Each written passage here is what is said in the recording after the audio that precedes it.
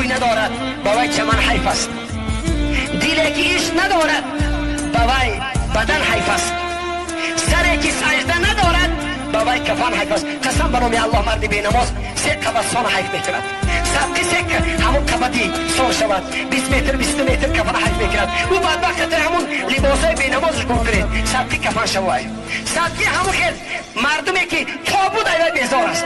تابوتی که مردی بی نماز زنی بی نماز بار میکنن تابوت فریاد میزنه خداوندا من بیزار هستم از این مرد بی نماز. ملائکه نمیان نزدش. امروز مردی تاجیک زنی تاجیک نماز نمیخونه مادرام موی سرش قیچی ای مرد فر نداره با میگه مرا جنازه کنید. صدقی جنازه شوی تو در زندگیش ازار نداره بیچاره مادرمون سرش هیچ با مردک با مولای احمق رو گاوه میکنه. روز یا تو مولای احمق تو بی ناموس تو مسخره کردی قرآنه. خداوند میگه چی میگه یا ایها الذین آمنوا